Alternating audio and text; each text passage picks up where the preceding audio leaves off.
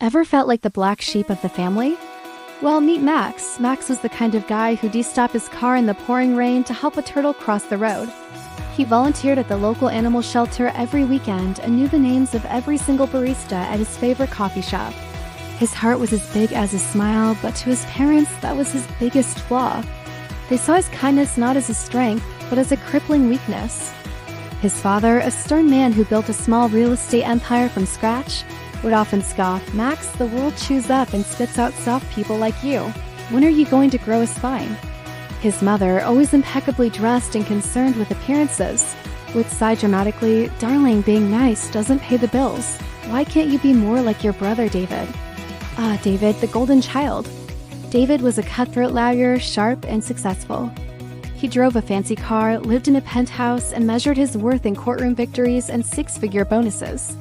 At family dinners, David would regale them with stories of his triumphs, while Max's stories about helping an elderly neighbor plant her garden were met with eye rolls and dismissive waves.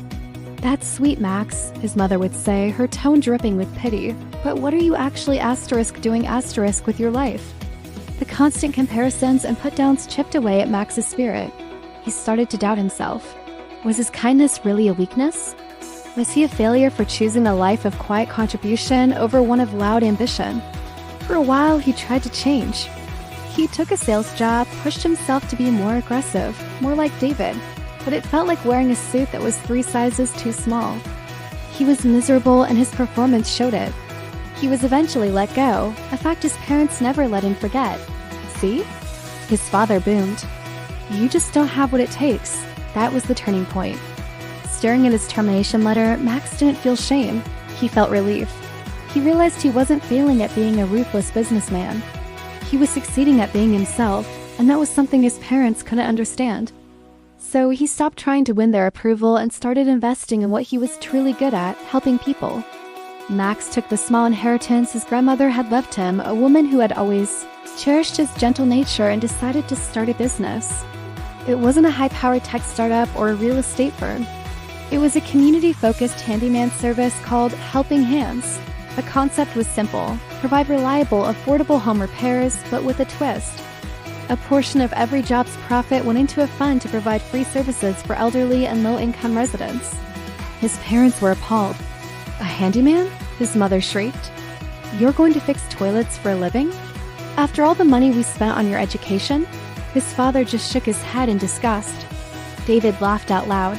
"Good luck with that, little brother. Let me know when you're ready to come work in my mailroom." The first year was tough. Max worked day and night. He was the plumber, the electrician, the painter, and the bookkeeper. He drove an old beat-up van and often came home covered in grease and paint. But he was happier than he'd ever been. He wasn't just fixing leaky faucets. He was building relationships.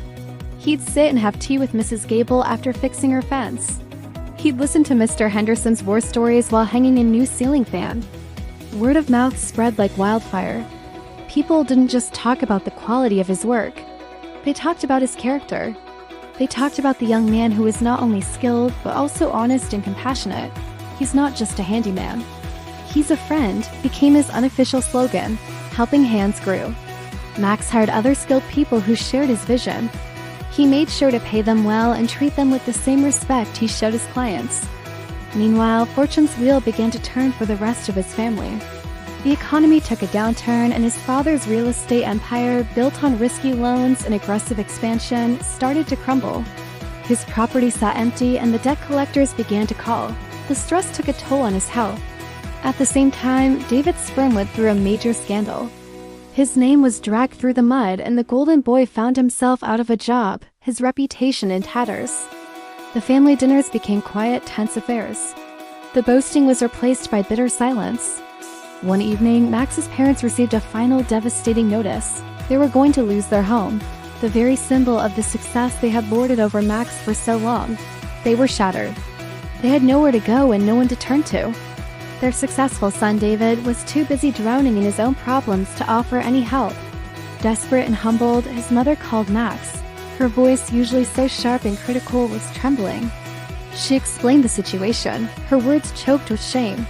She didn't ask for help directly, but her desperation was clear. Max listened patiently. He didn't say, "I told you so." He didn't remind them of all the years of ridicule. The next morning, he showed up at their door. Not in his work clothes, but in a simple clean shirt. He sat them down at their dining room table, the same table where he had endured so much judgment. He pulled out a folder. Inside were financial documents. He explained calmly that Helping Hands had become incredibly successful. His community-focused model had created a loyal customer base that weathered the economic storm. He'd invested wisely and built a thriving, sustainable business. He then slid a check across the table. It was enough to cover their debts and save their home. His parents stared at the check, then at him, their eyes wide with disbelief and dawning understanding. His father, the man who had called him weak, began to cry. "Max," he whispered, his voice thick with emotion. I was so wrong. I was so wrong about everything." His mother just sobbed, unable to speak. Max didn't just give the money. He gave them something far more valuable. He hired his father as a consultant for his business, valuing his years of experience but tempering it with his own compassionate approach. The work gave his father a new sense of purpose. He helped David get a modest job within his company, not as a favor but because he believed in second chances. David, humbled by his fall from grace, started to learn the value of hard work without the ego. The family dynamic shifted completely. The ridicule was replaced by respect. The pity was replaced by admiration. When Max hired his parents, he thought he was doing a good deed. He was wrong. It was a catastrophe. On day one, his dad, a former CEO, tried to reorganize the entire marketing department. He called a 2-hour emergency meeting to discuss the font choices on the company letterhead. My mom? She started a healthy snack initiative, which basically involved replacing all the coffee with lukewarm kale smoothies. The office morale plummeted faster than our stock prices would have if Dad had his way. I had to intervene. I assigned them to the Special Projects Department, which was really just an empty office with a ficus plant. Their first project, cataloging our entire 10-year archive of paper clips. Dad, predictably, tried to create a multi-layered Excel spreadsheet with pivot tables. Mom laminated each paperclip's information card. It was both heartbreaking and hilarious. The other employees started avoiding them, calling them the overlords of office supplies. But then something shifted. A young intern, Sarah, was struggling with a presentation. My dad, seeing her frustration, sat down with her. He didn't order her around. He just asked questions. He shared stories of his own early failures. My mom noticed Sarah barely ate, so she started bringing her homemade lunches, not kale smoothies, but actual delicious food. The paperclip project was forgotten. Instead, they started a mentorship program. They used their years of experience not to command, but to guide. They learned that real value isn't in a title or a perfectly organized desk, but in the connections you make. They found their place not as bosses, but as the heart of the company. And you know what? Our company has never been stronger. Max had never set out to teach them a lesson, but by staying true to himself, he had shown them that true strength isn't about being ruthless or aggressive. It's about empathy. It's about kindness. It's about building people up, not tearing them down. Max had built an empire not of property or prestige, but of goodwill. And in the end, that was the only one that truly mattered.